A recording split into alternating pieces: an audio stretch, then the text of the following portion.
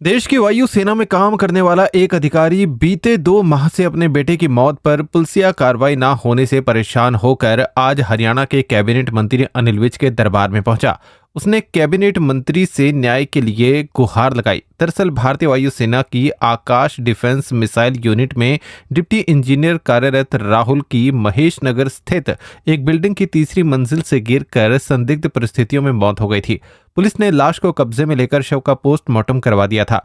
मृतक इसी बिल्डिंग में किराए पर रह रहा था। उसके कमरे से मिले आधार कार्ड पर उसकी शिनाख्त हो पाई, जिसके बाद पुलिस ने शव का पोस्टमार्टम करवाकर शव को उनके परिजनों के हवाले कर दिया। पुलिस आज तक ये नहीं पता लगा पाई कि आखिर राहुल छत से कैसे गिरा। पुलिसिया कार्रवाई से परेशान मृतक के परिजन आज अंबाला में हरियाणा के कैबिनेट मंत्री अनिल विज से मिले तथा उन्होंने अपने बेटे की संदिग्ध मौत को हत्या करार देते हुए गहनता से पुलिस जांच करवाकर आरोपियों के खिलाफ कार्रवाई करने की गुहार लगाई। उन्होंने बताया कि उनका बेटा एयरफोर्स में आकाश डिफेंस मिसाइल यूनिट में डिप्टी इंजीनियर काम कर रहा था। उन्होंने बताया कि 6 फरवरी को उन्हें सूचना मिली थी कि उनके बेटे की मौत हो गई है। उन्होंने शंका जताते हुए कहा कि जब मकान मालिक से मृतक बेटे की पहचान की गई तो पहले उन्होंने पहचानने से इनकार कर दिया तथा बाद में उसी के कमरे से चादर लाकर उसके ऊपर दी। मृतक के परिजनों ने उसके मृत बेटे के कमरे से सबूत मिटाने का आरोप लगाते हुए दोबारा गहनता से जांच करके दोषियों के खिलाफ कड़ी कार्रवाई की बात की है। मेरा नाम जेडलू वीके मिश्रा है। मैं इस समय बंगाल में पोस्टिंग हूँ। मेरा बच्चा यहाँ पे एयरफोर्स में आकाश मिसाइल सिस्टम में डिप्टी इंजीनियर के पद पे काम कर रहा था। उसकी 6 फरवरी को मौत हो गई और उसमें हमें हत्या का पूरा शक है। मकान मालिक है उनके ऊपर। 1.5 साल से यहाँ रहने के बावजूद जब बच्चा उन्होंने पहली बार देखा, उन्होंने पहचानने से इनकार कर दिया। पुलिस वालों द्वारा जब उससे चादर मंगवाई गई तो उसी के रूम से ला के दी। उसकी स्कूटी को खड़ा करके थाने में जाके खड़ा कर दिया, जिसका कोई संबंध इस हत्या से नहीं था। उन्होंने उस बच्चे को देखने के बाद 7:30 बजे देखने के बाद 1:35 में बच्चे के मोबाइल पे कॉल किया और उसका पूरे रूम से सबूत मिटाए।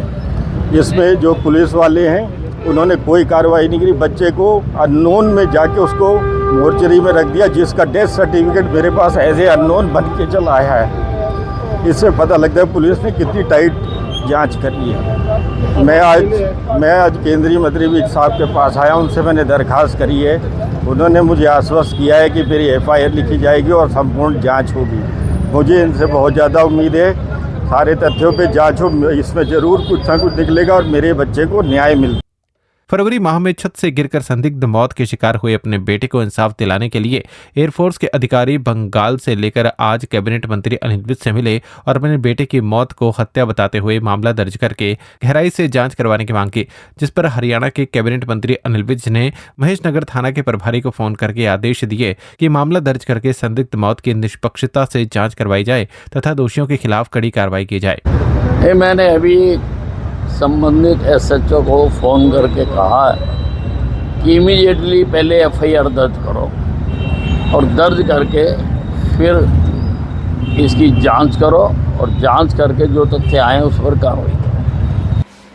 इस मामले में थाना महेश नगर प्रभारी जितेंद्र सिंह ढिल्लों ने बताया कि महेश नगर थाना क्षेत्र में 6 फरवरी को एक लड़के की तीसरी मंजिल से गिरकर मौत हो गई थी, जिसका पोस्टमार्टम करवाकर शव को उसके परिजनों के हवाले कर दिया था। लेकिन आज दोबारा मृतक राहुल के परिजनों ने उन्हें एक लिखित शिकायत दी है, जिसमें उन्होंने कहा कि उनके बेटे की गिरकर मौत नहीं हुई थी, बल्कि उसे किसी ने गिराया था, जिस कारण उसकी मौत हो गई। SHO ने बताया कि इस मामले में मामला दर्ज करके एक बार फिर गहराई से जांच की जाएगी और मामले में उचित कार्रवाई की जाएगी। कम्प्लेक्स पड़ता है यहाँ महेशनगर एरिया में, वहाँ से एक लड़के की गिर के डेथ हो गई थी, तो जिसमें उस टाइम उनका पोस्टमार्टम करवा दिया गया था और उसके जो परिवार वाले हैं डेड बॉडी उनके हैंड ओवर कर दी थी।